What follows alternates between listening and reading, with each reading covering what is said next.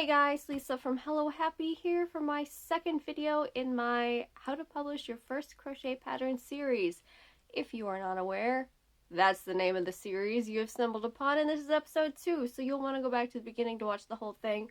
But I'm taking you start to finish, how to publish your very first crochet pattern from your sketch all the way to publishing. I'm using this hat right here to show you guys every step from start to finish, how to get your pattern out the door.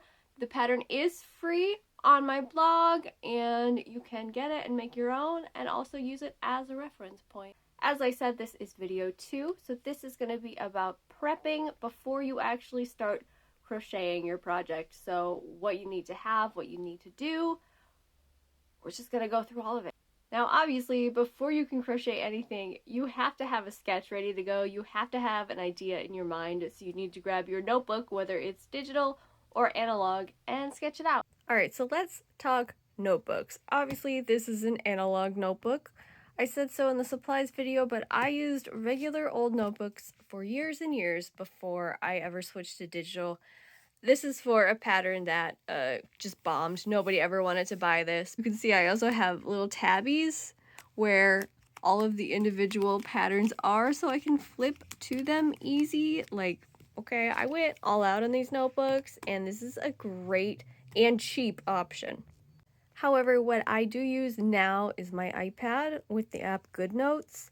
It's fantastic. It does everything you need to do. You can make colored sketches, which is awesome. And by the way, you can see my original sketch is not exactly how the hat turned out. I originally thought I was going to do a wavy brim, but when I was actually making the hat and I found how thick and kind of heavy the yarn was, I thought the wavy brim would be a little too much weight, so I decided to do a flat brim. And that's just sort of how it goes sometimes. Sometimes the yarn will tell you what it needs to do, and your original idea will just be wrong. That's just part of designing. The materials sometimes have their own ideas. And here is the app that I use. It's GoodNotes 6. It's fantastic. Highly recommended. I did actually upgrade from GoodNotes 5 last year or the year before. I can't remember when it came out, to be honest. But if you are using an iPad, I highly recommend GoodNotes. It costs less than $10. I've been using it for years. I love it. I don't know if you can use it on iPhone, but if you're on a phone and you can use GoodNotes, I would recommend it. On the subject of doing patterns exclusively using your phone, Google Docs or the built-in note app that your phone has will work totally fine. You can also use Ribbler, and I'll have a tutorial on how to do that later on in the video. So once I have my idea, it's all sketched out, what I like to do is do a Google search first to see if it already exists. There's a few different reasons for this. Me personally, I kind of pride myself in making really original patterns. So this is super important for me personally, that it doesn't exist like anywhere else on the internet. So I just do a Google search, I do a Google image search, and if nothing comes up, then I'm happy. But it kind of depends on the project, right? Like if I came up with an idea for a hat that has cat ears, obviously there's going to be a million different versions of cat ear hat. So really what I'm looking for is to make sure that nothing matches the exact idea I have in my head. The problem is if I have an idea in my head and I get only one, maybe 2 results, and they sort of resemble what I'm thinking, in that case I won't do it. And you're like, why? It's still an original idea that you came up with. Yes, however, if there's only 1 or 2 that exist, it's just going to look like I copied them, and it is, in my opinion, not worth the drama. Not worth the drama at all. So I won't touch it. Even though it was an original idea that I came up with independently of anything or anyone else, I will just drop it. I will leave the sketch, maybe come back to it in a year or 2, and if it's been done more times by more people, then it'll feel okay to do my own version. But yeah, I won't touch it if if there's like one or two results that are kind of similar, not worth it. You might feel differently, but that's what I do. So the next step, naturally, is to gather all of the supplies you think you're gonna need to make the thing. So whether that's grabbing from your stash or going out and buying new stuff, get your stuff. But once you have your stuff, it's not time to crochet. Now you need to write everything down. Write down the hooks, write down your yarn. You gotta weigh your yarn and just write down everything. All the things, write everything down. First things first, you want to have your sketch, give it a title, call your pattern what it is, and then I want you to write down the yarn information. Now, I just called mine Juicy Couture Luna Bucket Hat, so that's obviously the yarn. And on the label, you get 107 yards and 100 grams, and it's in the color Regal Blue, so write that down. And then you're gonna weigh the yarn and see how much you actually have. Even if you're starting with a brand new, fresh, never been touched skein, the weight does not always match what the card says. Sometimes you're 2 grams over, sometimes you're 2 grams under, and that honestly might not seem like a lot, but it matters to me. I don't know. It just bugs me. I gotta know.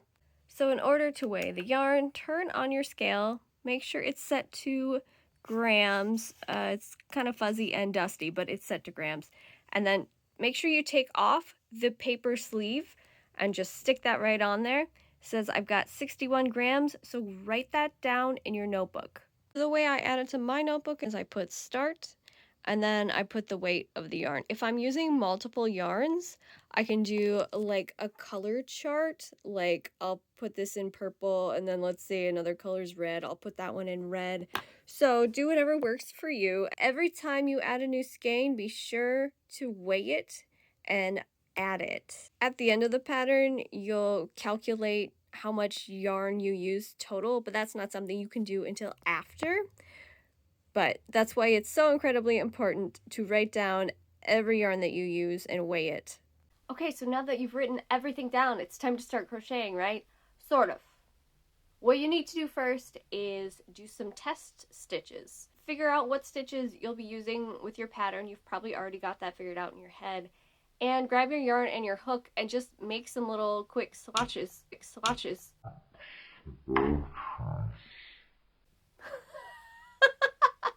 This thing just fell off my shelf and hit me on the head. So you probably already have the stitches planned out in your head that you're going to use for your pattern. So just practice those stitches with the yarn and the hook you think you're going to use, and then make sure it is the right size. And then once you, I can't believe that happened.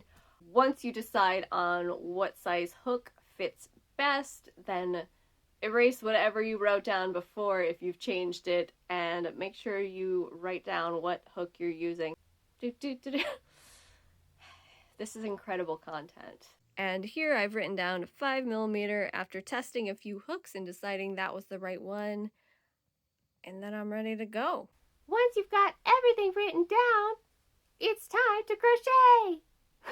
So yeah, video 3 is going to be about like what to do while you're crocheting, what kind of notes to take, what kind of photos to take, all that good stuff. So I'll see you in the next one. Bye! Alright, so if you want to use Ribbler as your notebook and everything really, go to ribbler.com.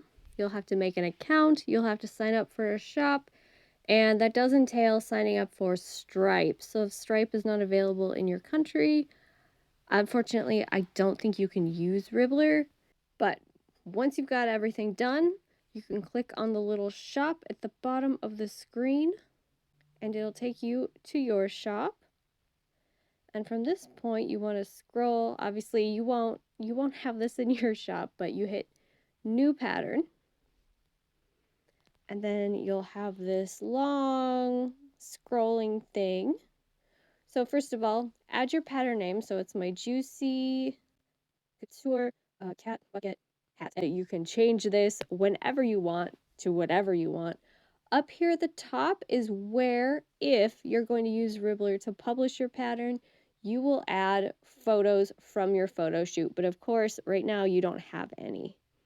So you can ignore all of this stuff here at the top for now because you're just starting. If you want to type any kind of intro that pops into your head now, you definitely can, but otherwise you can ignore it. Measurements, again, ignore that for now as well. And then you finally get to the materials. Now here is where you want to type in the yarn information. So, oh, if it'll let me, okay, we click on yarn. Let's see, Juicy Couture is weight 5. It's a bulky weight. So here's where you're going to write everything I showed you in my notebook earlier. You're going to write the label info. You're going to write starting weight. And then whatever else you need to do. Let's say it's 100 grams. And then, oh yeah, don't forget here, you can also choose the color. So it's about there.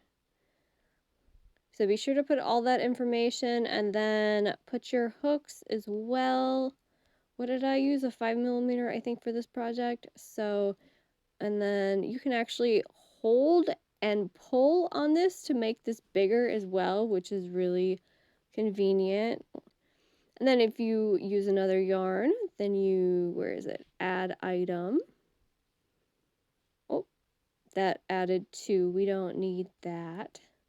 Add another yarn, X yarn, and then we'll click and drag this window if it'll let me. To be honest, Ribbler's a little buggy. Okay, so if it's not the one you're selected on, you can click and drag.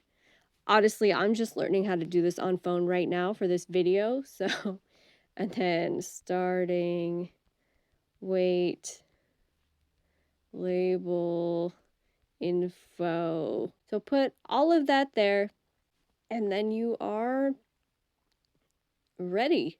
So get all of everything you need to get written down here, and then you will be good to go. And then we'll cover all of this madness in the next video.